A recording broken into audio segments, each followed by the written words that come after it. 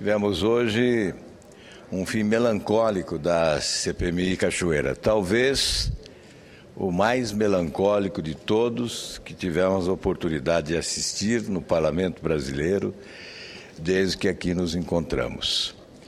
E a nossa presença nesta tribuna tem por objetivo justificar a posição do nosso partido na manhã de hoje.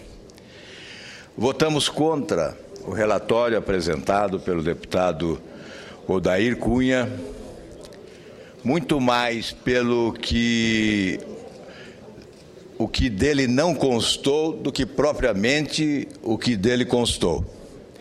Tínhamos razões para votar contra o que constou, mas razões de sobra para votar contra o relatório em razão do que não constou dele, que foi o essencial, o mais relevante. A sujeira maior ficou debaixo do tapete, porque não exposta pela CPI e não condenada, portanto, pela Comissão Parlamentar de Inquérito. Um relatório injusto e insuficiente, que aceitou alterações de última hora, como, por exemplo, retirar um vereador do PSOL de Goiânia sem nenhuma explicação convincente, simplesmente porque houve uma solicitação.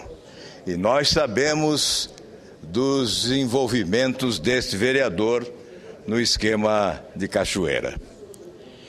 Apenas para dar esse exemplo, porque outros itens foram retirados de última hora, sem análise alguma, sem conhecimento prévio, em razão da solicitação deste ou daquele parlamentar. O que provoca indignação também é o fato de alguns tentarem debitar ao PSDB, o nosso partido, a não conclusão satisfatória da Comissão Parlamentar de Inquérito. Em primeiro lugar, é preciso dizer que dos 30 integrantes da comissão, o PSDB tinha 4 apenas, 2 senadores e 2 deputados. Portanto, uma minoria numericamente insignificante, incapaz de promover qualquer alteração de rota desta CPI. Não nos restou outra alternativa a não ser apresentar um voto em separado. O que nós estamos afirmando que não constou desta CPI? Exatamente tudo o que deveria ser investigado e não foi, porque a CPI terminou onde deveria começar. A prorrogação, sobretudo em função da campanha eleitoral que interrompeu os trabalhos nesta casa, a prorrogação da CPI era inevitável. Não houve interesse na sua prorrogação. O objetivo era outro, não era o da investigação. O objetivo, como se sabe, como já se alardeou desde o primeiro momento, era desviar o foco do julgamento do mensalão e, se possível, alcançar, ferindo de morte, o PSDB de Goiás, explorando de forma exagerada, politicamente, um suposto envolvimento do governo de Goiás nas ações do senhor Carlos Cachoeira. Sem 2 pesos e 2 medidas, nunca pretendemos selecionar alvos na Comissão Parlamentar de Inquérito. Não há por que proteger este ou aquele.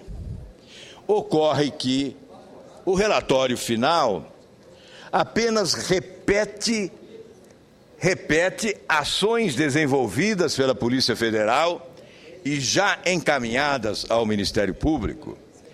Em relação a governadores, o STJ autorizou a instauração dos procedimentos para investigação judiciária.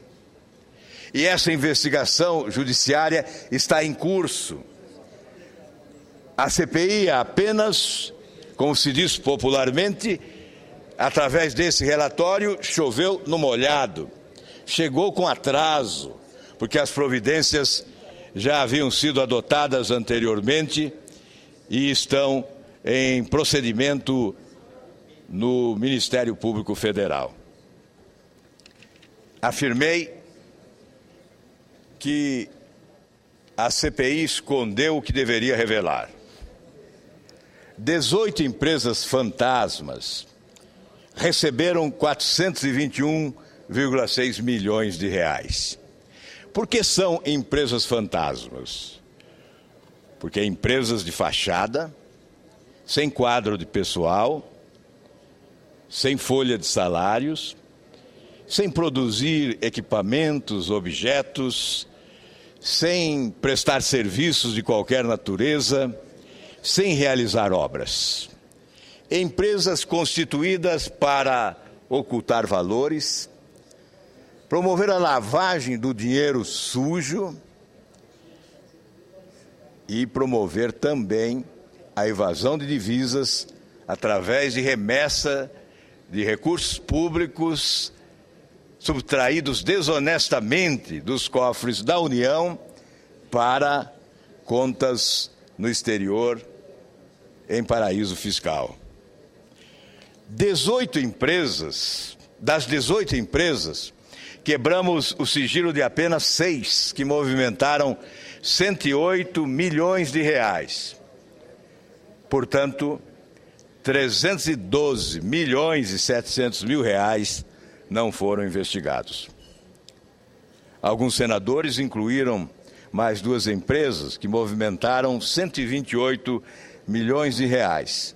Essas 2 empresas foram incluídas em nossa investigação, mas tratadas de forma diferenciada, como suspeitas, porque não atendiam a todos os critérios por nós estabelecidos para a configuração de empresas laranjas. Portanto, essas 20 empresas movimentaram 550 milhões de reais. 441,2 milhões não foram investigados. Além disso, identificamos mais 42 empresas, por meio de relatório do COAF, que movimentaram mais 358 milhões e 800 mil reais, que também não foram analisadas. O COAF identifica movimentação financeira atípica. Portanto, tecnicamente, o que se recomenda é a quebra de sigilo bancário para a verificação da origem desses recursos, se recursos de origem lícita ou ilícita, e conhecendo desta forma o passeio do dinheiro da sua origem até a sua destinação. Isto não foi feito pela CPI. Deveria ter investigado, portanto, 56 empresas, 12 fantasmas, mais 2 suspeitas e mais 42 indicadas pelo COAF. Mais as 6 que quebramos o sigilo, que totalizariam 62 empresas, que movimentaram 908 milhões de reais. Todas essas informações fazem parte do voto em separado redigido pelo PSDB, que organizou uma assessoria tecnicamente qualificada do próprio Congresso Nacional para assessorar o nosso partido e encaminhar esse voto em separado, que será protocolado na Procuradoria-Geral da República como contribuição do nosso partido, para que se procure desvendar definitivamente os mistérios desse escândalo de corrupção, que provoca revolta nas pessoas de bem desse país. O que se fez foi blindar os corruptos maiores desse esquema. Evidentemente, não podemos distinguir corruptos uns dos outros, mas é possível identificar o prejuízo causado por uns e por outros. Aqueles que produziram, que promoveram o maior prejuízo para os cofres públicos do país e, portanto, para o povo brasileiro, foram protegidos por esta CPI, porque a relação deles, estabelecida de forma promíscua, foi exatamente com o governo da União, de onde saiu a maior parcela dos recursos destinados a abastecer as contas bancárias dos integrantes desta quadrilha. Não se diga que o PSDB participou de qualquer acordo. Em hipótese alguma participaria. Procedeu da forma que entendeu ser a mais adequada, primeiramente, tentando prorrogar a CPI para que pudéssemos investigar as grandes empresas envolvidas, especialmente a Delta do senhor Fernando Cavendish. Fomos derrotados nesta tentativa.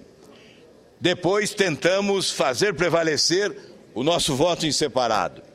Também fomos derrotados e optamos pelo voto em separado do deputado Pittman, exatamente porque propunha o encaminhamento de todos os votos em separado apresentados, inclusive o voto do relator Odair Cunha ao Ministério Público. O Procurador-Geral da República, portanto, terá várias versões da mesma história. Terá a oportunidade de identificar em cada proposta apresentada à CPI na manhã de hoje o que é essencial para a investigação judiciária. Sabemos que terá o Ministério Público árdua tarefa. Não será fácil esta investigação. A Polícia Federal, na voz dos próprios delegados que presidiram os inquéritos da Operação Las Vegas e Monte Carlo, informaram que a empresa Delta não foi investigada. O desvio do dinheiro público não foi investigado. Apenas no Centro-Oeste houve investigação. Além das fronteiras de Goiás, Tocantins, não houve investigação. E exatamente nos caminhos que demandam destas fronteiras é que tivemos o maior volume de recursos públicos desviados pelas mãos da corrupção.